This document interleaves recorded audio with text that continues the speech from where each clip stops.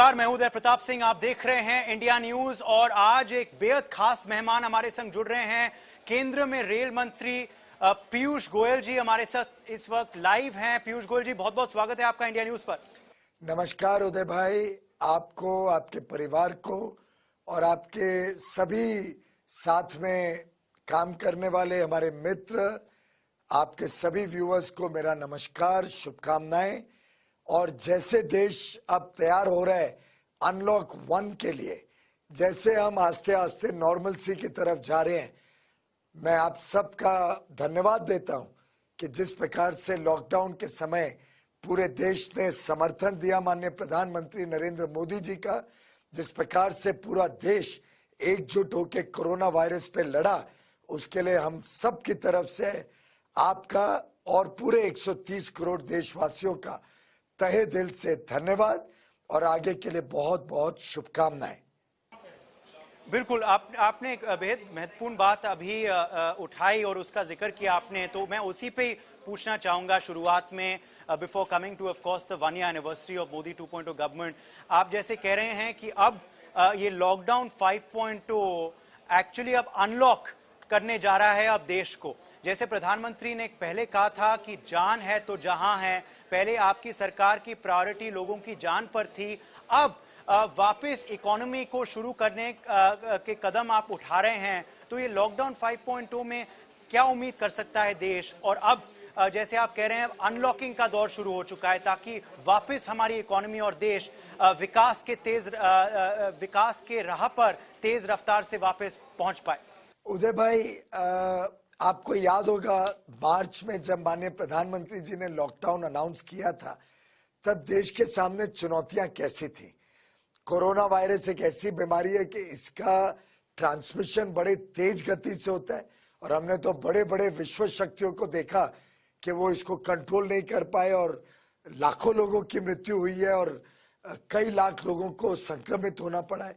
लेकिन भारत में माननीय प्रधानमंत्री नरेंद्र मोदी जी ने एक बड़ा ही साहसी निर्णय लिया।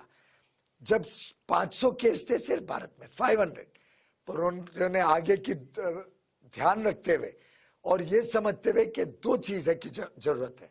कोरोना वायरस के चेन को तोड़ना है, ट्रांसमिशन ना हो पाए, साथ ही साथ देश की व्यवस्थाएं सुधारनी है।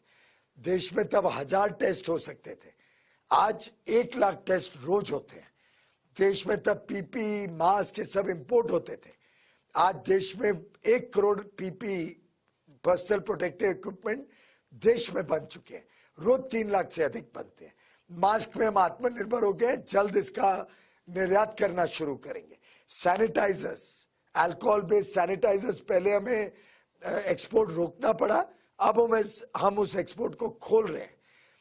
आप क्वारंटाइन बेड्स को ले लीजिए, तब ICU facility, quarantine beds, ventilators, दवाइयां, हर चीज की चिंता थी। तो एक प्रकार से लॉकडाउन के समय में एक तरफ हमने नंबर्स कम रखे, वायरस को बढ़ने नहीं दिया, फैलने नहीं दिया, साथ ही साथ देश को समृद्ध बनाया कि इंफ्रास्ट्रक्चर तैयार हो जाए इस लड़ाई के लिए। और मैं समझता हूं देशवासी इसमें पूरी तरीके से जुट गए। हर 130 करोड़ देशवासी ने अपनी अपनी जिम्मेदारी निभाई और उसी के रहते आज देश तैयार हो गया है कि अब हम अनलॉकिंग के फेज में जाएं। तो ये अनलॉक 1 1 जून से शुरू हो रहा है, आस्ते आस्ते नॉर्मलसी की तरफ देश जाएगा, लेकिन एक नए आत्मविश्वास के साथ जाएगा, एक नए संकल्प के साथ जाएगा कि हम इस महामारी का, इस चुनौती का सामना भी करेंगे और इसमें से विजयी निकलेंगे और ज्यादा अच्छा भविष्य देश के लिए बनाएंगे। हम एक ऐतिहासिक दिन पे भी बात कर रहे हैं आज, महत्वपूर्ण दिन आपकी सरकार के लिए पीयूष जी, जब 1 साल पूरा हुआ है ये मोदी 2.0 सरकार का। तो पिछले 1 साल में ऐसे क्या क्या चीजें आप कर पाए हैं जिस पे आपको गर्व है?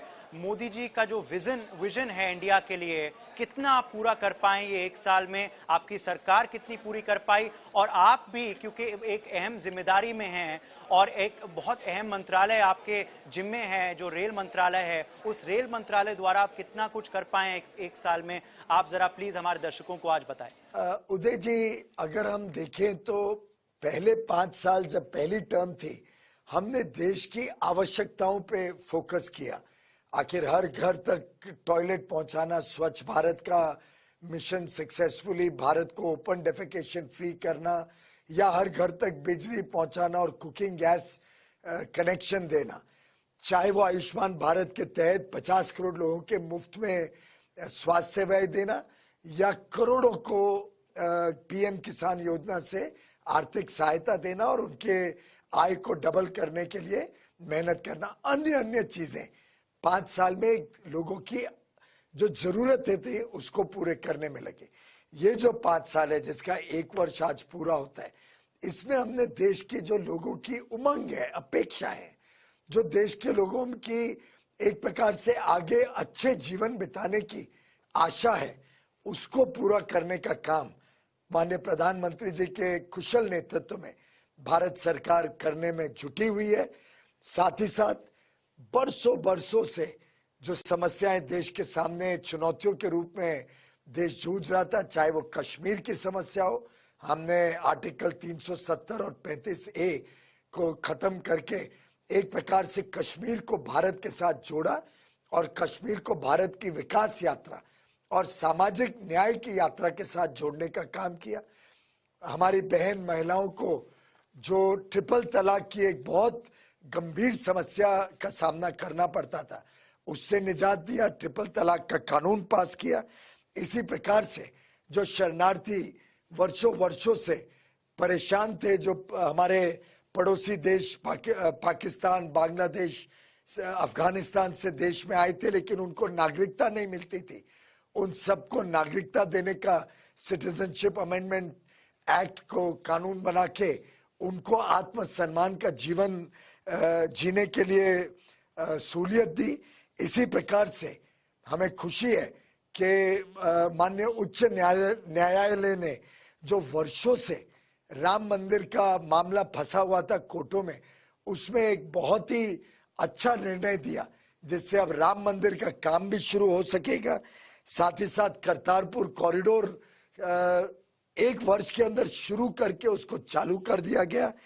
कई सारी पूर्वांचल की समस्याओं का हल इस दौरान निकाला गया और मैं समझता हूं कि देश को एक बनाने के काम में अलग अलग प्रकार से अर्थव्यवस्था क्या हो या परिवर्तन करना, रिफॉर्म के माध्यम से देश को भविष्य के लिए तैयार करने की बात हो, देश में आधारभूत सुविधाएं सुधरे, उसके लिए 100 लाख करोड़ का निवेश और 111 लाख करोड़ के प्रोजेक्ट्स की नेशनल इंफ्रास्ट्रक्चर पाइपलाइन सरकार ने देश के समक्ष रखी, जिसमें निजी क्षेत्र, सरकारी क्षेत्र और देश विदेश के निवेशकों को मौका मिले देश में बड़े रूप में निवेश करने का, देश में बड़े रूप में इंफ्रास्ट्रक्चर आए जिससे सामान की बिक्री भी बढ़े, लाखों करोड़ों लोगों को नौकरी मिले। हम रेलवे अकेले में 50 लाख करोड़ के प्रोजेक्ट अगले 10-12 साल में लगाने जा रहे हैं। इसमें बहुत सारे प्रोजेक्ट्स हैं जैसे dedicated freight corridors, high speed rail line, semi high speed corridors, नई लाइनें, रेल की विद्युतीकरण, 100% विद्युतीकरण, नई कोचेस और नए ट्रेन सेट्स लाना जिससे बहुत सुगम हो जाए यात्रा और तेज गति से लोग अपने गंतव्य स्थान तक पहुंच पाए। ऑटोमेटिक सिग्नलिंग जिससे यात्रा और सुरक्षित हो। आपको जान के खुशी होगी, पिछले वर्ष में अप्रैल 19 से मार्च 20 के वर्ष में एक भी पैसेंजर की मृत्यु रेलवे के एक्सीडेंट के कारण नहीं हुई, एक भी यात्री की मृत्यु रेल एक्सीडेंट के कारण नहीं हुई। मैं समझता हूं ये बड़ी उपलब्धि है।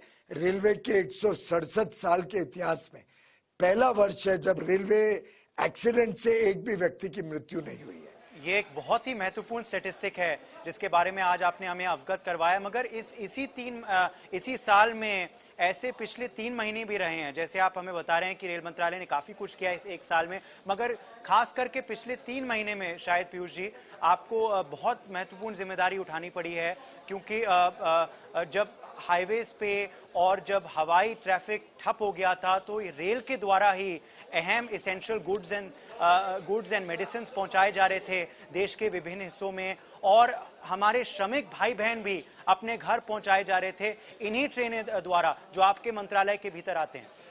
उदय जी, पूरे लॉकडाउन के दौरान पैसेंजर सेवाएं बंद थी, लेकिन साथ ही साथ हमें तो जिम्मेदारी थी कि अनाज पहुंचे, देश के कोने कोने में फूड ग्रेन ट्रांसपोर्ट करना था, देश के कोने कोने में हमारे किसानों के लिए खाद फर्टिलाइजर पहुंचाना आवश्यक था।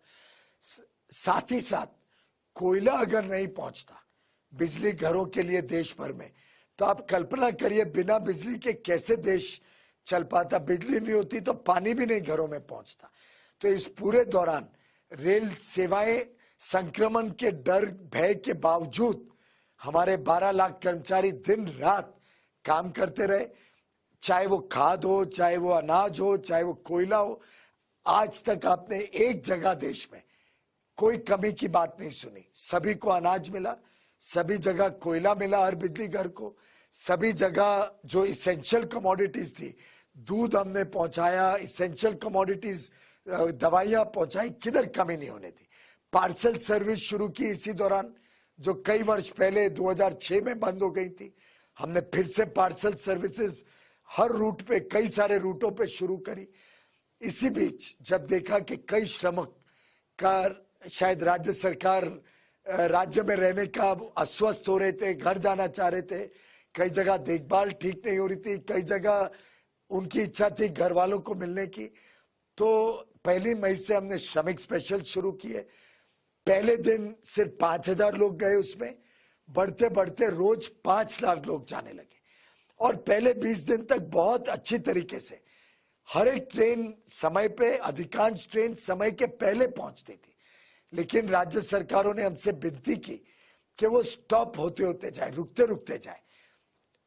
एक जगह से पैसेंजर लेने के बदले 2, 3, 4 जगह से पैसेंजर, एक जगह उतारने के बदले कई जगह उतारना शुरू हो गया।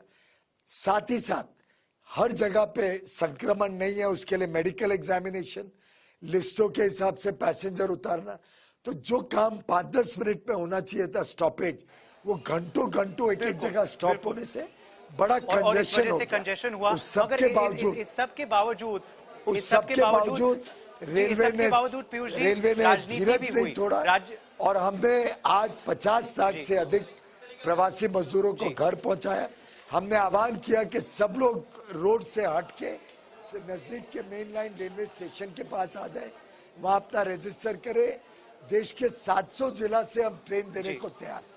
आज महाराष्ट्र अकेले में 25 जिलों से ट्रेन जाती, तो देश के कोने कोने से ट्रेन चला के प्रवासी मजदूरों मगर इसके बावजूद पीयूष जी राजनीति हुई है। क्या आपको निराशा हुई इस बात की कि जैसे आप गिना रहे हैं कि आपने श्रमिक ट्रेन चलाई, वो श्रमिक ट्रेन बड़ी ऑर्गेनाइज तरीके से चलाई, मगर फिर भी विपक्ष राज्य जो हैं खास करके महाराष्ट्र और राजस्थान, उन्होंने तरह तरह के आरोप आप पे लगाए, तरह तरह के आरोप आपके मंत्रालय पे लगाए, तो इससे आपको निराशा हुई?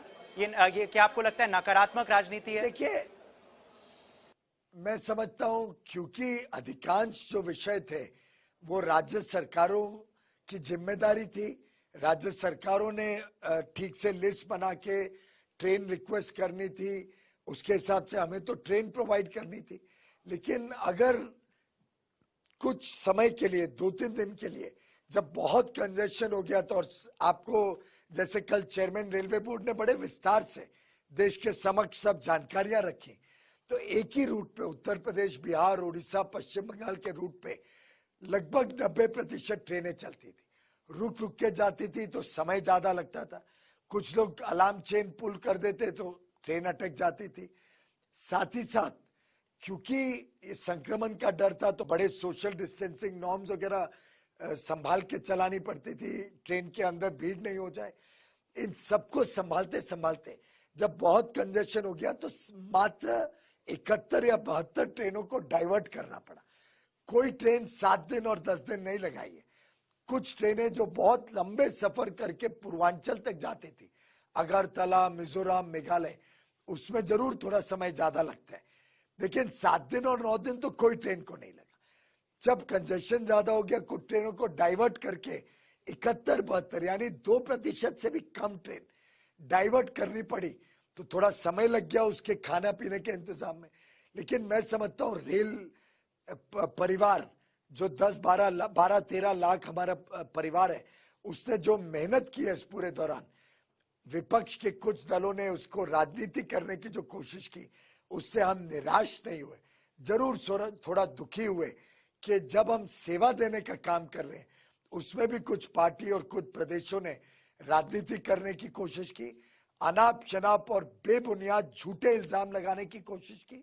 और मुझे दुख है कि जो एक बहुत स्मूथ सिस्टम चल रहा था उसको बिगाड़ने की जो एक कोशिश हुई कुछ राज्य या कुछ विपक्षी दलों से, इससे थोड़ा बहुत रेलवे के हमारे पूरे परिवार में निराशा तो नहीं, दुख जरूर हुआ, लेकिन हमारा हौसला बुलंद है। हम पहले भी कटिबद्ध थे और आगे भी प्रतिबद्ध है और संकल्पित है कि देश की सेवा करते रहेंगे, सभी के सामान्य सेवा करेंगे। हम ये नहीं देखेंगे कौन राज्य ने हमें मदद दी, किसने हमें तकलीफें पहुंचाई। हम सभी की सेवा करने के लिए 24 घंटे रेलवे तैयार है। अभी भी जिस राज्य को जितनी ट्रेनें चाहिए हम देते हैं। 28 तारीख को सभी राज्य सरकारों से पूछा गया आपको कितनी ट्रेनें चाहिए। वही राज्य सरकार जो राजनीति करते थे उन्होंने बहुत थोड़ी मात्रा में ट्रेनें मांगी और मैं समझता हूं कि जितनी ट्रेनें चाहिए श्रमिक एक्सप्रेस उससे अधिक हमारे पास उपलब्ध है, कई मात्रा में अधिक उपलब्ध है और जितनी ट्रेनें जो मांगेंगे उतनी सेवाएं ये बेहद महत्वपूर्ण संदेश है जो आपने आज दिया है कि रेलवे और आप अभी भी प्रतिबद्ध है देश की सेवा करने में और श्रमिकों की सेवा करने में। और ये राजनीति से हाँ नकारात्मक जरूर है मगर आप निराश नहीं होंगे, आप सेवा में लगे रहेंगे। आखिरी सवाल आपसे पीयूष गोयल जी, क्योंकि जैसे आपने कहा कि अनलॉक 1.0 शुरू हो चुका है, तो देश की आर्थिक स्थिति के लिए भी आपकी सरकार प्रतिबद्ध रहेगी, क्योंकि आर्थिक संकट तो होंगे ही, ये निश्चित बात है, भारत में ही नहीं पूरे विश्व में। मगर आप कॉन्फिडेंट है कि हम will emerge out of this stronger, इस एडवर्सिटी में भी पॉजिटिविटी है और भारत जो सुपर पावर स्टेटस हमारे लिए which is destined for us in this world, हम उस राह पे तेज रफ्तार से चलते रहेंगे।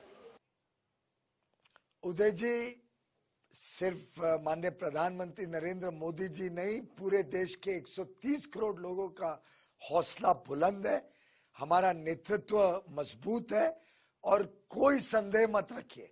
और आप अपने चैनल पे जो पॉजिटिविटी देते हैं वो देख के वास्तव में मेरे जैसे नागरिक को भी बहुत आनंद आता है, बहुत आत्मविश्वास बढ़ता है।